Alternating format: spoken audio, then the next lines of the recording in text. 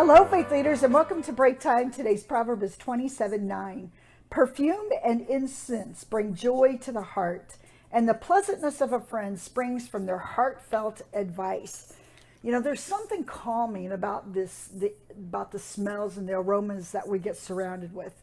We've all been experiencing a smell that's so drab that it just kind of brings a disgust inside your heart, inside your mind. It's drab. But when the smells are good, when there's a pleasing aroma, like smelling a rose. I just love the smell of roses. And so when I smell them, there's something about that wakes up some sense in my mind and brings such a pleasant experience. There's so much about oils, that the essence of oils now, that the smell and the aroma. We have a sense called smell. Well, Solomon compares this to the pleasantness of having a friend that walks beside us. Living in relationships with people can be such a pleasant experience, and allowing their advice to help guide the path that's before you. And as leaders, oftentimes what can happen if we're not cautious, we're those that are giving advice all the time. It seems that God enlightens us to see people for where they are and walking beside people where they are. But true community and true friendship is both and.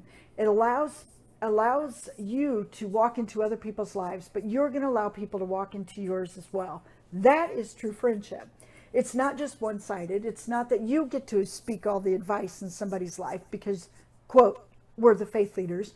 No, that has not, but we have to be open in our lives as well. And people can sense it. People can sense when we're not vulnerable and going to allow them in to our lives as well. And that's not true friendship. But there's something pleasant. There's something so sweet when you find friendships that it's both and. You're walking beside others where they are, and they're walking beside you where you are. And there's mutual advice given, and it's open, it's vulnerable. Yes, is it scary, and it's fearful at times because there's, when you become open and vulnerable, there's just this fear of, wow, people are going to have to accept me for who I am, or truly they're not going to accept me. And that's kind of been my thought. And we're not living in fear of one another, trying to please one another all the time. But man, true love is the ability to be able to walk beside other people for who they truly are, instead of always trying to get them to be people that they're truly not. Love takes an amazing amount of ability to walk beside others.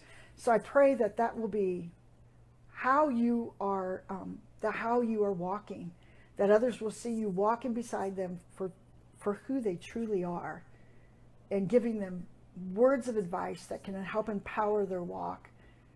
And you,